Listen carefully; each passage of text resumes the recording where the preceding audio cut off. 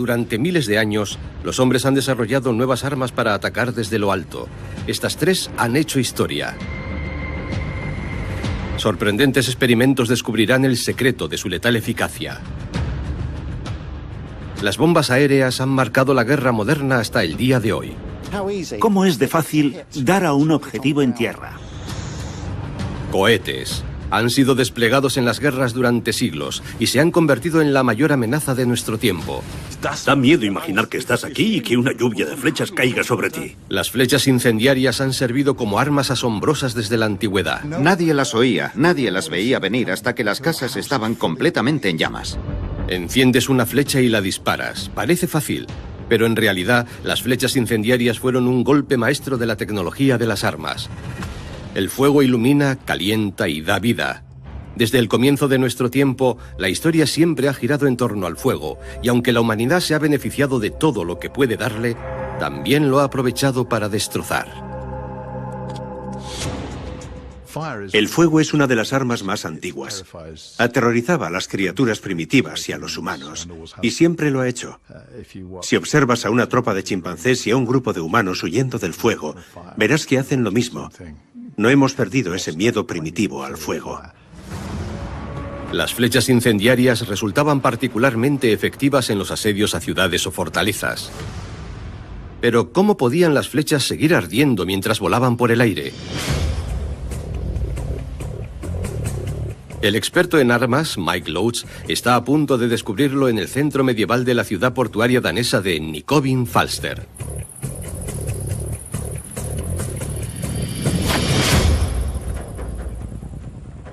Hoy estamos acostumbrados a la idea de la muerte y la destrucción que vienen de los cielos, de bombas y misiles que llevan el terror a las ciudades, que queman ciudades. Pero incendiar poblaciones viene de antiguo, desde que los hombres luchaban con arco y flechas, porque usaban flechas incendiarias.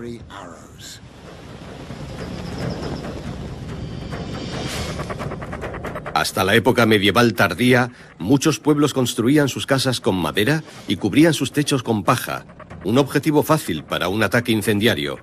Queremos saber cómo alcanzaba el fuego su objetivo. Nuestro experto lo intenta primero con la opción más fácil. He atado un trozo de tela ordinaria alrededor para ver qué pasa, para ver si continúa encendida.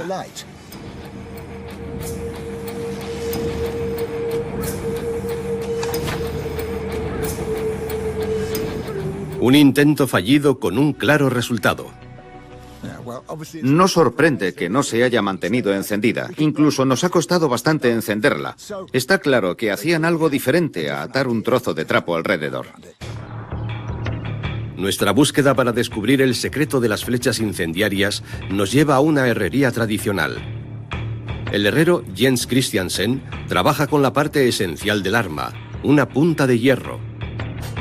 Para poder lanzarla encendida a largas distancias, debe forjarse de una manera muy precisa.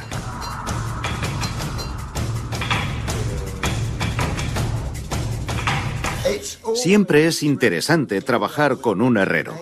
Coge el hierro, que no es más que un trozo de mineral de la tierra, y hace cosas con formas elaboradas. Calcula la temperatura a ojo. Y el ojo es como un termómetro. El color de las llamas le dice lo caliente que está. Necesita una temperatura para dividirlo y necesita otra temperatura más caliente para forjarlo. Así que debe estar pendiente de estas cosas. Para forjar las 4 piezas del recipiente, la temperatura debe estar en su punto exacto. Si la temperatura es demasiado baja, se funde todo en una sola pieza y no puedes hacer la cestilla. Jens Christiansen está formando una pequeña cesta con 4 tiras de hierro que luego contendrá un compuesto incendiario. Esto es lo que hace que una flecha sea incendiaria. Esta es la flecha incendiaria casi terminada. Esta es la jaula en la que se pone el material incendiario. No necesita tener un tamaño exacto, es solo para contener cosas. Lo único que importa es que el contenedor encaje en la flecha. Tiene una punta, por lo que se clavará cuando impacte, y tardará algún tiempo en prender fuego. Pero se mantendrá encendida. Y listo, es así de sencillo. ¿Te parece bien cómo está? Un buen trabajo como siempre, Jens. Es sencillo, útil e ingenioso. En toda la historia de la violencia no puede haber una idea más cruel que matar a la gente quemándola hasta la muerte. Tienes toda la razón.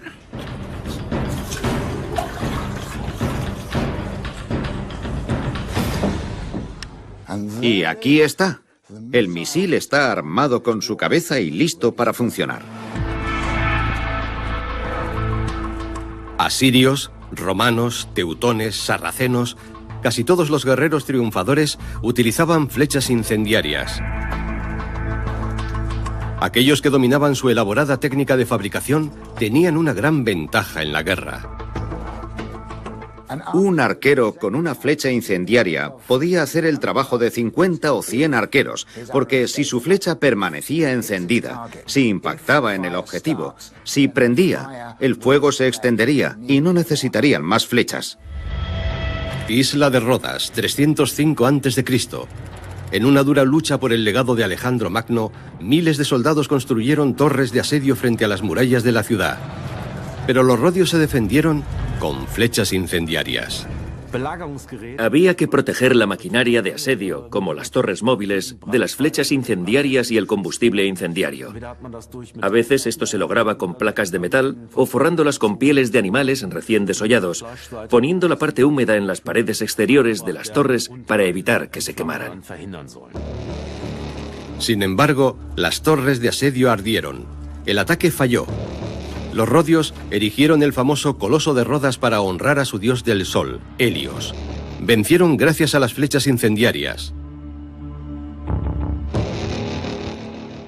La cabeza de hierro de la flecha era parte de su secreto. Lo que había dentro del recipiente era esencial. Mike Loach y Jens Christiansen saben qué sustancias son las más adecuadas para el combustible incendiario. Este conocimiento solía decidir el resultado de los conflictos antiguos y medievales. La química decidía la victoria y la derrota, o más bien, la alquimia.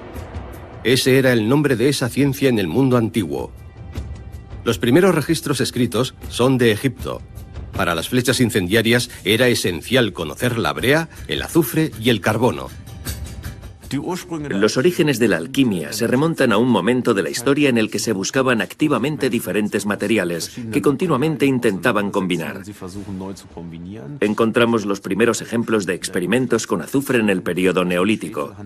Ahí es donde comenzó todo. Los alquimistas también investigaron ampliamente el desarrollo de las armas. Alrededor del año 1000, los experimentos con azufre llevaron a la invención de la pólvora negra en China. De hecho, muchos de los descubrimientos innovadores del pasado no fueron planeados. Hacían muchos experimentos y obviamente hacían muchos descubrimientos. Por ejemplo, la pirita. Es el llamado oro falso y si lo calientas comienza a producir humos. Estos humos se condensan en una superficie fría y así obtenían el azufre. Es sorprendente lo que se puede descubrir incluso sin pretenderlo. Durante siglos se hicieron innumerables descubrimientos. Los alquimistas hicieron descubrimientos que pasarían a la historia. Sus conocimientos eran protegidos como secretos de Estado. Mike Loach y Jens Christiansen saben qué tipo de composición incendiaria se necesita para su cestillo de hierro. La brea, el azufre, la madera seca y el cáñamo aseguran que la flecha siga ardiendo. Y luego, para mayor seguridad, podemos sumergirlo en alquitrán. El último paso. El arma ya está lista para la acción. ¿Será posible prender fuego al objetivo gracias a la composición incendiaria de la cabeza de hierro? Mike Loach quiere ponerlo a prueba. Esta es la flecha que he hecho con Jens. Lleva azufre en el núcleo. Alrededor está la madera seca. Y luego en el exterior está el cáñamo empapado en alquitrán. Así que tenemos el cáñamo y el alquitrán por fuera. Veamos cómo funciona. Con suerte, la parte del interior se calentará lo suficiente para que arda la madera.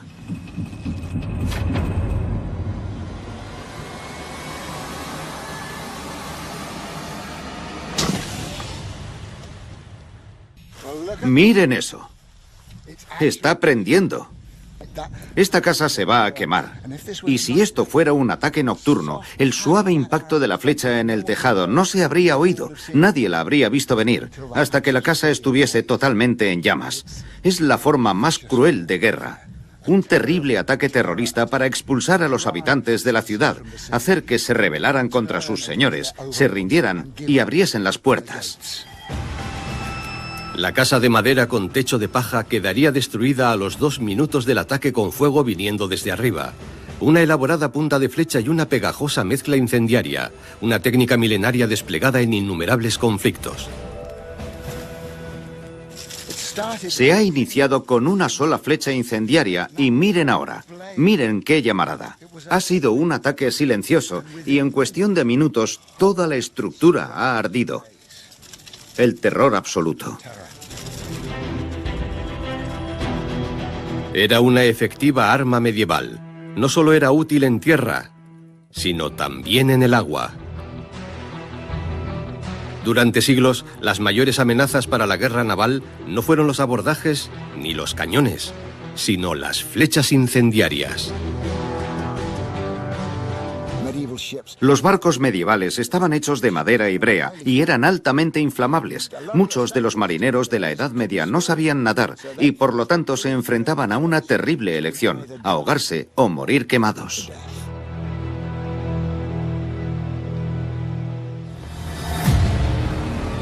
A lo largo del siglo XX, el progreso en la industria química ha producido armas incendiarias cada vez más efectivas. Son la termita, el fósforo y el napalm, que traen el infierno a la tierra. En realidad, el napalm es la abreviatura de un compuesto: ácido nafténico y ácido palmítico, napalm. Si se mezcla con gasolina, se forma una masa muy pegajosa y extremadamente inflamable. Incluso unas gotitas de este compuesto incendiario pueden quemar todas las capas de la piel y llegar a la carne en cuestión de segundos. Si medimos la expansión o el porcentaje de la superficie del cuerpo que se ve afectado por estas quemaduras, veremos que son graves y profundas. El napalm puede penetrar hasta el tejido adiposo subcutáneo o incluso los músculos. Se considera que la vida peligra cuando las quemaduras se extienden por el 30% de la superficie del cuerpo. En un 50%, la posibilidad de supervivencia es mínima. La guerra de Vietnam llamó la atención del mundo por los desastrosos efectos del napalm. El 8 de junio de 1972, la niña vietnamita de 9 años, Kim Phuc, sufrió graves quemaduras en un ataque aéreo de Estados Unidos con napalm. Fue un milagro que sobreviviera. La fotografía de la niña del napalm se utiliza como símbolo en todo el mundo en apoyo de los movimientos contra la guerra y obligó a los estadounidenses a acelerar su retirada de Vietnam. A Kim Phuc, las cicatrices le sirven como recordatorio del terrible dolor que sufrió ese fatídico día. El uso del napalm contra la población civil fue prohibido por las Naciones Unidas en 1980.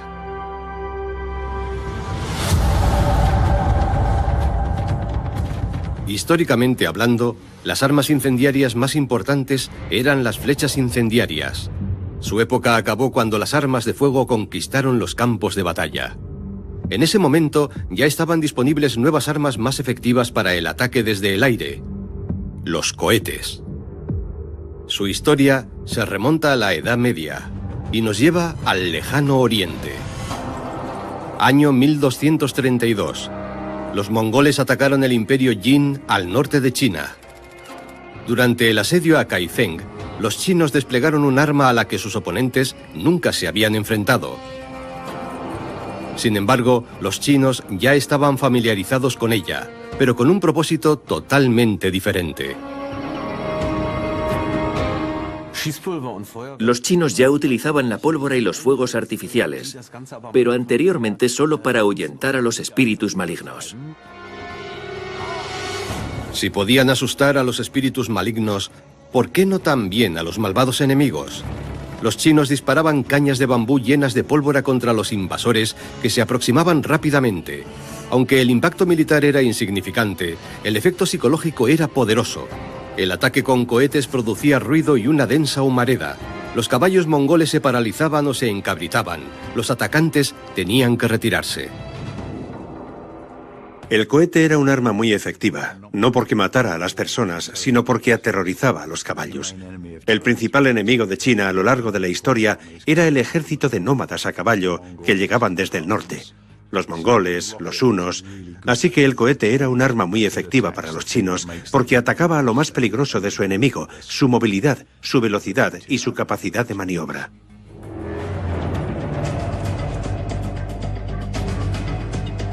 Trugleven, Turingia, Alemania.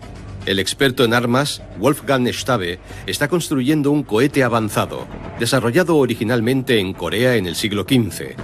El cohete, llamado Hwasha, era mucho más que guerra psicológica.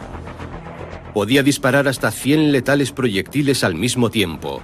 Fue el primer lanzacohetes de la historia. Cuesta imaginar que un carro tan pequeño con unas flechas tuviera un efecto tan desastroso.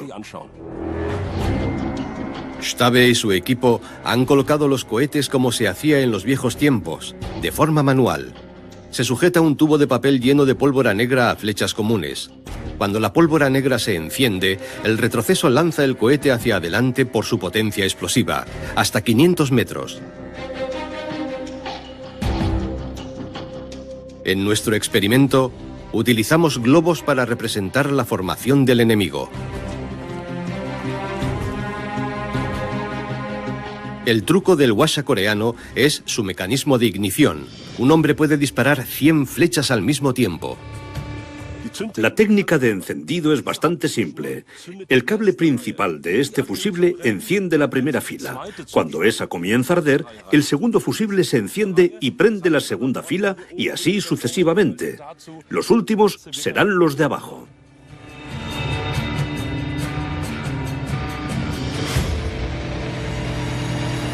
¿Pero funcionará ese principio en nuestro experimento?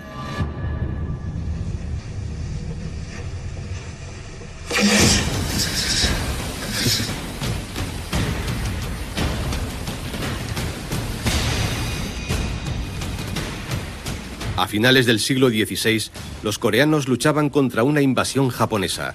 Los japoneses enviaron sus batallones de samuráis, que luchaban en formaciones compactas. Eran el objetivo ideal de los cohetes Hwasha, en teoría. En nuestro escenario de prueba, el éxito es modesto. Ha sido un éxito. Bueno, no del todo. Han caído en la hierba delante y detrás de los globos, pero en definitiva, yo diría que era un arma peligrosa.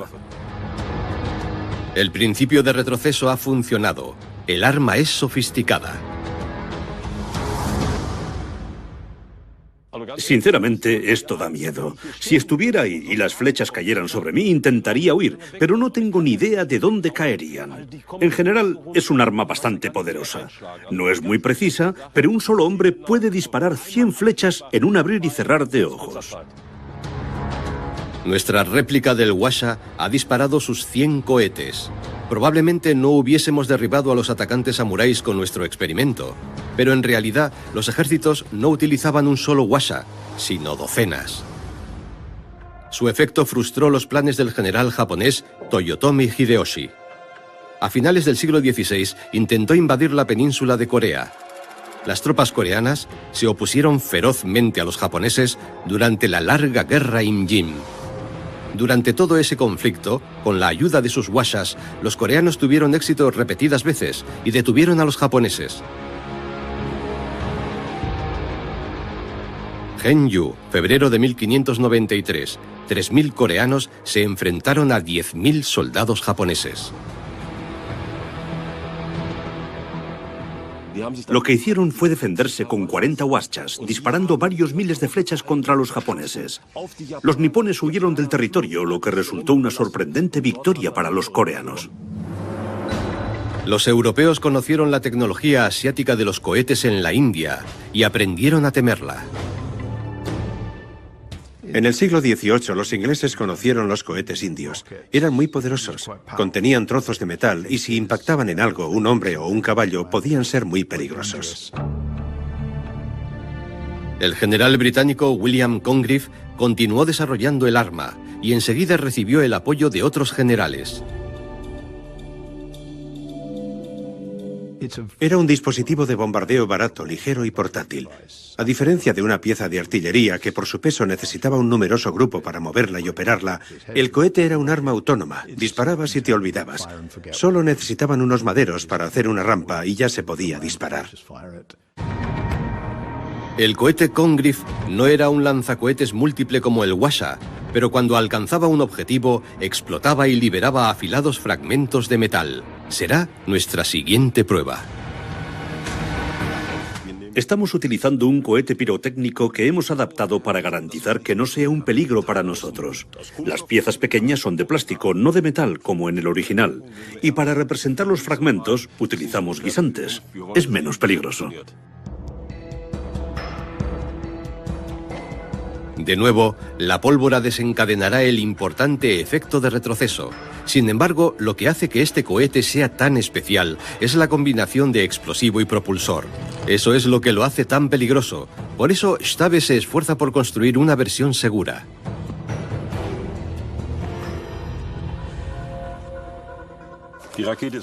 El cohete está listo y es tan explosivo como el original del siglo XIX.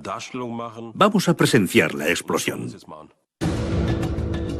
¿Pero hay alguna manera de saber a qué altura y distancia llegará el arma una vez que esté en el aire?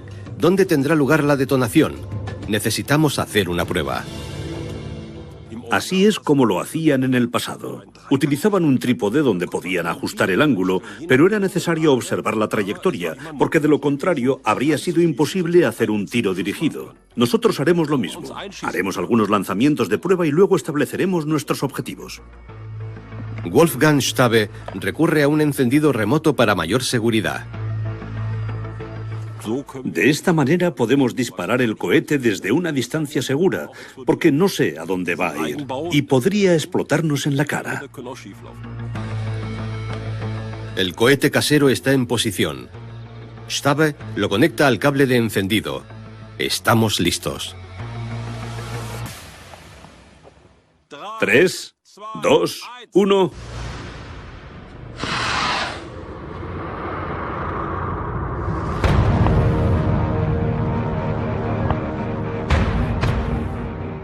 Hay viento cruzado y por eso se ha desviado un poco, pero estamos a la distancia que necesitamos y creo que de esta manera podremos ver algunos resultados. Colocaremos algunos objetivos a una distancia segura. Unos globos del tamaño de una persona volverán a ocupar el lugar de nuestro enemigo. El plan es hacer que el cohete impacte en el centro y explote. Un experimento realista. Allí están los atacantes, nuestros globos, y aquí está el cohete listo para ser disparado.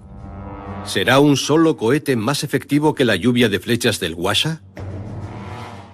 ¿Todos a cubierto? Empiezo a contar. 3, 2, 1 y fuego.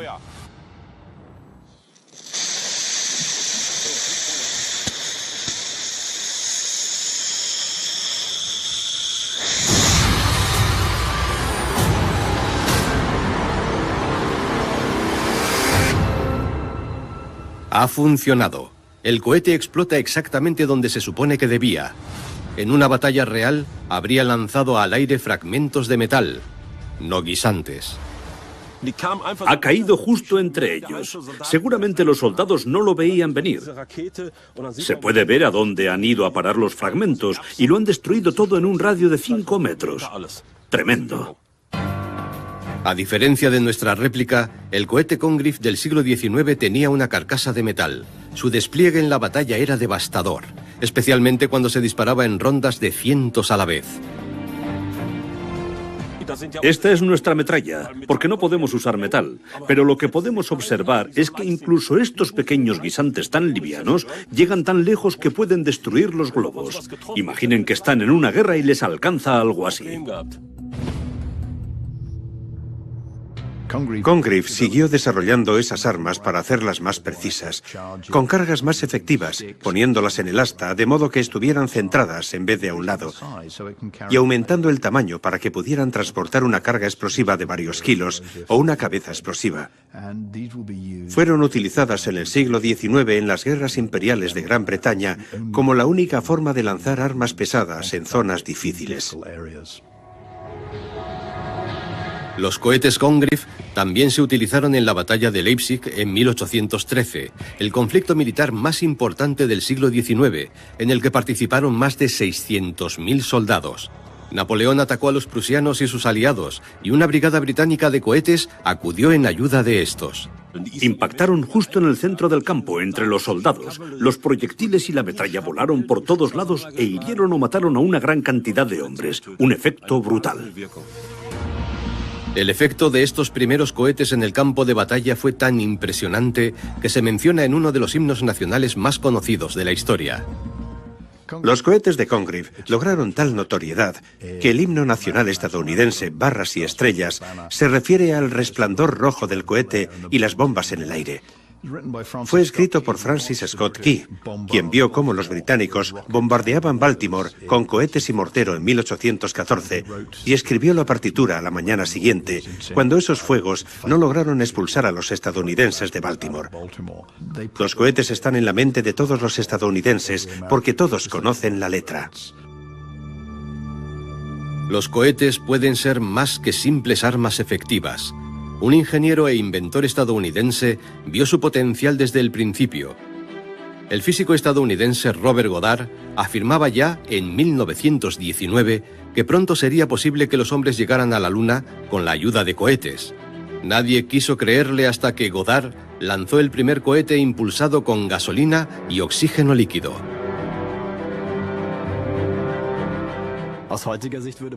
Desde nuestro punto de vista, hoy probablemente diríamos que el experimento falló, porque el cohete se elevó solo durante 2 segundos y medio. Sin embargo, fue un gran éxito, ya que fue el primer cohete de combustible líquido. Esto revolucionó la tecnología de propulsión de cohetes. Los posteriores lanzamientos de cohetes de Goddard, como este en Nuevo México en 1930, tuvieron más éxito. Su hallazgo más importante fue que, cuando se usa un propelente líquido, el mecanismo de retroceso puede funcionar incluso en el vacío, es decir, en el espacio. Robert Goddard no vivió para ver el primer viaje al espacio exterior, pero estableció los estándares. El propelente líquido se usó desde entonces. Una vez más, la guerra aceleró el progreso. Peenemünde, en la costa del mar Báltico, Alemania. Los científicos diseñaron nuevas armas para Hitler. Desarrollaron el primer misil de crucero de la historia que funcionaba, el llamado V-1. Una bomba voladora con alas y motor de pulso. La V-1 era un arma de terror alemana, la que se lanzaba con mayor frecuencia contra los habitantes de Londres. Llevaba una cantidad limitada de combustible, lo que significaba que cuando recorría cierta distancia se paraba y se estrellaba. Bombardeaban Londres regularmente y los británicos se dieron cuenta enseguida de que eran lentas y poco estables. Y lo mejor que podían hacer era tener algunos aviones de combate esperándolos y literalmente darles un empujón. Los cazas británicos volaban a su lado, levantaban un ala, hacían que el aparato perdiera el equilibrio y se estrellara en tierra antes de llegar a Londres. Un sucesor más aterrador siguió enseguida la bomba volante y llevaba el nombre de Arma de la Venganza 1. El ingeniero tras la nueva arma era Wernher von Braun. Su cohete alcanzaba una altitud operativa de 100 kilómetros, el límite entre nuestra atmósfera y el espacio exterior, y en la época fue un logro sin precedentes. El V-2 estuvo operativo en septiembre de 1944. Aunque la V-1 se oía y las sirenas podían advertir a la población, el V-2 bajaba silenciosamente sobre la ciudad de Londres. Era un cohete supersónico. Su despliegue se cobró unas 8.000 vidas. Afortunadamente, los británicos hallaron la mejor respuesta para esto, informando mal del alcance de los impactos. Decían que los impactos se producían mucho más lejos de la realidad, y los alemanes ajustaban el recorrido y los disparaban hacia los campos. No podían hacer reconocimientos sobre Gran Bretaña para ver dónde impactaban. Leían los periódicos y los periódicos no decían la verdad. Pero el V-2 no solo se cobró víctimas en Inglaterra. Los presos del campo de concentración de Dora Mittelbau, Alemania, eran obligados a construir el arma en condiciones inhumanas. Cuando las fuerzas estadounidenses liberaron el campamento, vieron unas terribles imágenes. Para el programa de cohetes, más de 20.000 prisioneros perdieron la vida debido al trabajo forzado. Paradójicamente, murió mucha más gente fabricando el arma que como resultado de su lanzamiento. El inventor del cohete de Hitler no fue declarado culpable después de la guerra. Emigró a Estados Unidos y desarrolló cohetes cada vez más potentes. Se inició una carrera de armas con cohetes en la que las dos superpotencias hacían alarde de tener misiles más grandes que los misiles del otro. 4 de octubre de 1957. La Unión Soviética envió el primer satélite artificial al espacio. El mensaje era claro: podemos atacar cualquier lugar de la Tierra con un cohete como este. Durante la Guerra Fría, Oriente y Occidente pudieron haber aniquilado a sus enemigos varias veces con su arsenal de bombas nucleares. ¿Qué nos estaban diciendo? Era una exhibición abierta. Mírame, mira lo que puedo hacer. Lo que hubieras hecho en los viejos tiempos con un gran ejército, una gran armada y unos aviones fabulosos, ahora lo hacías con un cohete. El cohete era el símbolo del poder. Y una de las mayores amenazas de nuestro tiempo.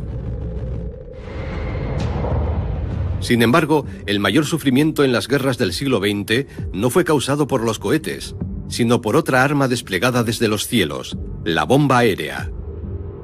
Más de 3 toneladas de explosivos fueron arrojados desde los cielos. Ciudades enteras fueron devastadas.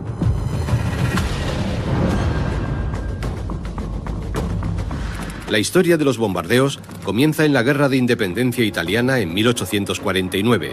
Venecia luchaba contra Austria. El mariscal de campo, Radetzky, se enfrentaba a un problema. No podía llegar a Venecia con el arsenal que tenía. Las balas de cañón austríacas acababan en el agua. En el verano de 1849 halló una forma. Explosivos adheridos a globos cayeron sobre la ciudad de La Laguna. Fue el primer ataque de la historia con bombas aerotransportadas. No creo que ni siquiera sea posible imaginar el terror que sintió la población cuando las bombas cayeron desde arriba. ¿Y si caían del cielo? ¿A dónde iban a ir? No podían huir a ningún sitio. No había lugares donde esconderse. Caían a tierra y no podían hacer nada. Como ocurría por primera vez, la gente no sabía de qué se trataba y no sabía cómo protegerse. Venecia sufrió con el cólera, la gente pasaba hambre y los globos con las bombas fueron el punto de inflexión. La ciudad se rindió. Sin embargo, que los explosivos llegaran a su objetivo fue solo un golpe de suerte para Austria. El concepto de bombardear con globos es un completo sinsentido. Incluso conociendo exactamente las condiciones del viento en el lugar donde quiero soltar las bombas, pueden ser totalmente diferentes a 100 metros de distancia o en una u otra capa de la atmósfera. El viento reacciona de manera diferente a diferentes altitudes, así que técnicamente no era una idea muy inteligente. Los aviones son más precisos. A principios del siglo XX, los aviones a motor hicieron su debut. En diciembre de 1903, los hermanos Wright presentaron su gran avance, el primer vuelo a motor. El Kitty Hawk se mantuvo en el aire durante 59 segundos. Enseguida captó la atención del ejército. Giulio Gavotti era un piloto que participó en la guerra italo-turca en Libia. El 1 de noviembre de 1911 lanzó 4 granadas desde su avión. Explotaron, pero nadie resultó herido. Gavotti fue el primer hombre en llevar a cabo un bombardeo aéreo. El capitán búlgaro Simeón Petrov fue el primero en mejorar la idea. Sabiendo que las granadas comunes caían a plomo al suelo, desarrolló un tipo de bomba más eficaz. Cuanto mejor fuera el diseño de las aletas y el morro de la bomba, cuanto más precisa fuera, más probabilidades tendría de alcanzar el objetivo al que apuntaba en lugar de caer en cualquier otro sitio. Por lo tanto, el diseño de la bomba no era solo para que explotara, sino para que llegara a tierra con absoluta precisión. La bomba aérea de Petrov era la primera de su tipo y ganó popularidad en todo el mundo. Inicialmente fue desplegada en 1912. Las aletas hacían que la nueva bomba fuera aerodinámica y se estabilizara en el aire. Incluso si se dejaba caer manualmente, como en la Primera Guerra Mundial. Nuestro siguiente experimento. Junto con el historiador Stephen Bull, queremos simular cómo apuntaban los pilotos de la Primera Guerra Mundial. Estas son copias de algunas de las bombas de la Primera Guerra Mundial. Y probablemente pesaban lo que un hombre podía manejar cómodamente. De haber pesado mucho, habrían necesitado una mejor tecnología. ¿Con qué precisión se puede lanzar manualmente una bomba? Nuestro objetivo es una cruz roja en un campo de aviación. Es fácil dar a un objetivo en tierra desde un avión en movimiento, arrojando una bomba desde el costado. Estamos a punto de averiguarlo. Las reglas son sencillas. La bomba aérea se lanzará a ojo sobre el objetivo. Una tripulación de expertos aviadores darán apoyo a Stephen Bull. Una vez que las bombas falsas hayan sido cargadas a bordo, ascenderán a una altitud de 400 metros. Estamos dentro del avión bombardero. Este es un biplano Antonov A-2, cuyas características son muy similares a algunos de los aviones de la Primera Guerra Mundial que se utilizaron para lanzar bombas. Este avión puede volar muy lentamente. De hecho, si la velocidad del viento es alta, puede parecer que está parado. El inconveniente es que tenemos que mantener la puerta abierta, así que va a ser muy emocionante.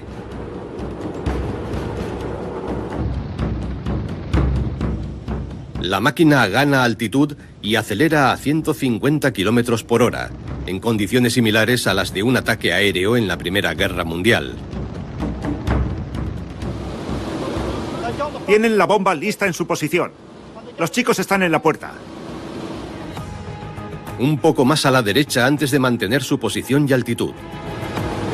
La bomba está en la puerta. Estamos buscando la cruz. Bomba lanzada. Estoy intentando ver dónde ha caído.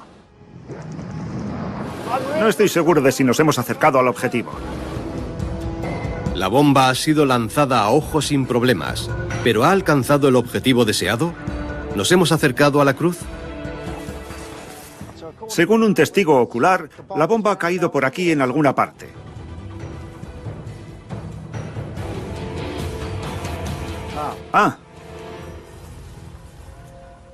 Estos son los restos de yeso y la sección central de la bomba. Y las aletas. En realidad está incrustada en el suelo. Yo creo que a unos 20 o 30 centímetros. Sí, aquí está el morro de la bomba. Y las aletas ya no son aletas. Está completamente destrozada. Si hubiera estado llena de explosivos, no habría quedado mucho. Está destrozada. Nuestra bomba falsa ha caído al suelo a unos 90 metros del objetivo. Creo que lo hemos hecho razonablemente bien, pero aún así, si hubiésemos apuntado a un pequeño grupo de hombres, no habríamos acertado. Los resultados obtenidos por los pilotos de la Primera Guerra Mundial probablemente fueron pura suerte. Dar a un objetivo a simple vista es un gran desafío, incluso en las mejores condiciones climáticas. Si hay vientos de tormenta, incluso es difícil elevarse en el aire. El clima siempre ha sido un factor decisivo para los ejércitos. Durante la operación de desembarco del día D en Normandía, en 1944, los aliados esperaron para empezar la liberación de Europa. Los meteorólogos estadounidenses predijeron el paso rápido de un anticiclón para el 6 de junio, una oportunidad de oro, ya que los alemanes esperaban lluvia. Los aliados iniciaron la invasión y sorprendieron a los soldados alemanes. A pesar de las grandes pérdidas, el desembarco fue un éxito. El clima también jugó un papel importante en el resultado de las guerras medievales. Muchos comandantes evitaban ir a la batalla cuando llovía, porque un campo de batalla enfangado era un inconveniente para ambos bandos. Crecy, 1346. En la primera gran batalla terrestre entre Francia e Inglaterra en la Guerra de los 100 Años, los enemigos acudieron al campo de batalla a pesar del mal tiempo. Pero los ballesteros de Francia tuvieron importantes problemas. Las cuerdas estaban mojadas y el suelo resbaladizo para poder adoptar una posición firme. La incapacidad de controlar el clima es probablemente uno de los aspectos más frustrantes y agotadores y psicológicamente perjudiciales en la guerra. Pero ¿cómo sacar provecho del viento y el clima? Vamos a darnos otra oportunidad. Lanzar una bomba manualmente, pero teniendo en cuenta el viento. Lo que quizá no tenemos en cuenta es que la bomba saldrá del avión a la misma velocidad a la que éste avanza. Así que tenemos que calcular cuidadosamente la distancia entre el lanzamiento y el objetivo. Colocamos una cruz blanca a 375 metros de distancia de la cruz roja. Hay que lanzar la bomba desde esta posición para aterrizar sobre la cruz roja. Según nuestros cálculos, teniendo en cuenta la altitud, la velocidad, la resistencia del aire y el peso de la bomba, este es el punto perfecto para lanzarla.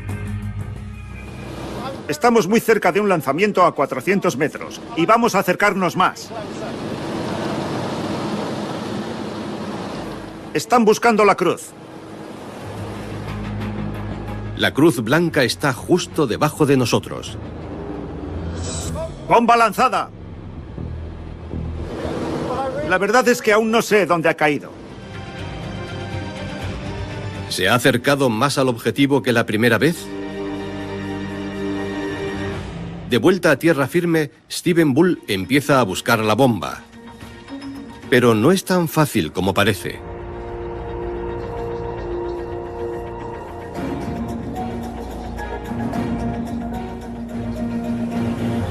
¡Ya la tengo! ¡Tengo la bomba! Noto parte de las aletas. Se ha clavado mucho, está muy profunda. Está a medio metro de profundidad. El sitio de impacto está a unos 50 metros del objetivo, una mejora en comparación con la primera prueba.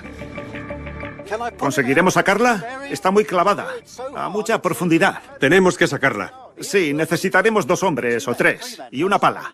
Vale. La bomba se ha hundido profundamente en tierra, con el morro por delante. En un ataque real sería un fracaso, porque está profundamente enterrada y es muy difícil de encontrar. Bien, contamos con un hombre fuerte y una pala. Ya ha pasado 1 hora y aún no hemos podido sacar la bomba. Pero podemos estar seguros de que ha impactado aquí gracias a los cálculos. Apuntamos a la marca blanca desde arriba y ha caído cerca de nuestro objetivo, la cruz roja. Así que las matemáticas pueden ayudar, pero durante la Primera Guerra Mundial tuvieron suerte y buen tino.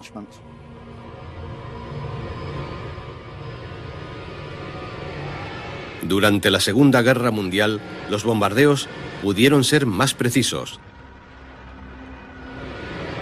Utilizando balas trazadoras, los bombarderos alemanes, como el Ju-87, eran capaces de alcanzar sus objetivos en un radio de un par de metros. Los mejorados dispositivos de segmentación y la nueva estrategia de bombardeo cambiaron las reglas del juego. Con máquinas más grandes y un número creciente de bombas, los alemanes atacaban centros urbanos y zonas industriales. Las bombas cayeron sobre Varsovia, Rotterdam y Coventry. Entonces, los bombarderos británicos y estadounidenses contraatacaron.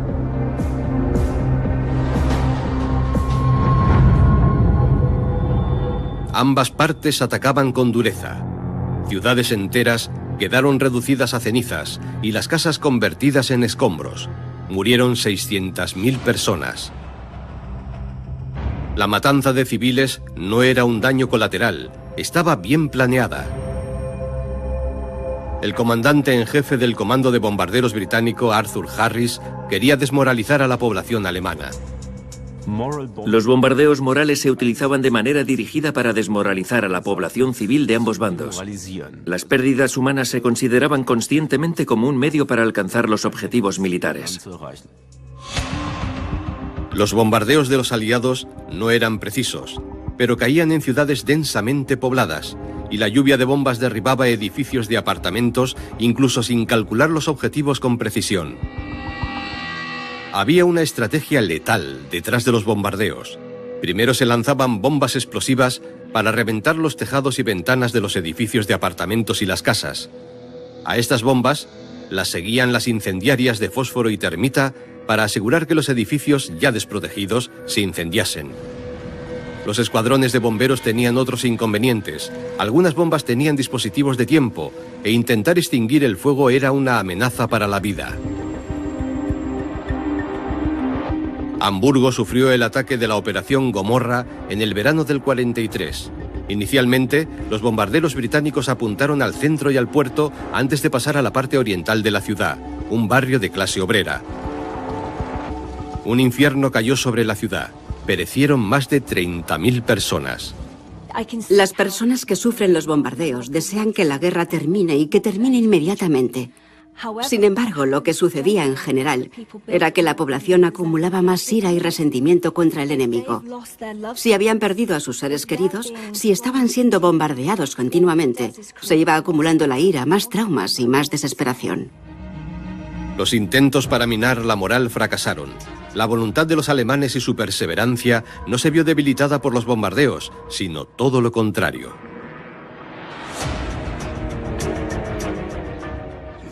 Esencialmente, la incompetencia de los bombardeos estratégicos al principio de la guerra llevó a una reducción de los estándares morales en cuanto a los objetivos. Algo que ningún soldado en tierra consideraría aceptable, la matanza aleatoria de civiles, se convirtió en una práctica normal para las fuerzas aéreas, todas las fuerzas aéreas. Vamos a lanzar unas bombas. Bombardeadles. La barbarie alcanzó un nuevo clímax en la guerra aérea sobre Japón. Tokio, 9 de marzo de 1945. Gran parte de la ciudad quedó destruida. Más de 100.000 personas murieron en el ataque, más que en los bombardeos nucleares de Hiroshima y Nagasaki. Una y otra vez, los bombardeos aéreos volvieron a innumerables escenarios de guerra después de 1945. Ya fuera en Vietnam o Siria, los bombardeos aéreos han seguido siendo el arma estándar para el ataque desde el cielo.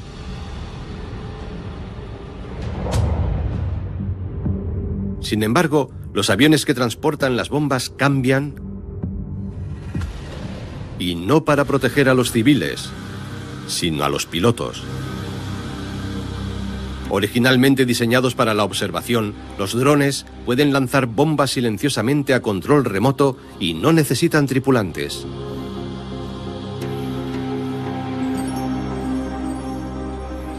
Los pilotos no son infalibles. El transporte aéreo es muy caro, hay que duplicar el tamaño del avión y los suministros para soporte de vida consumen espacio y queman combustible. El hecho de que hayamos eliminado al piloto no cambia nada, sigue siendo una elección humana.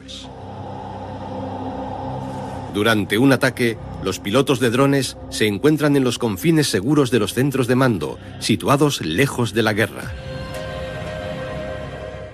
Esa persona que utiliza esos aparatos sigue teniendo ese dilema moral e intenta justificar sus acciones ante sí mismo para pasar por ese proceso psicológico de aceptar el acto de matar, que sigue siendo en esencia lo que es.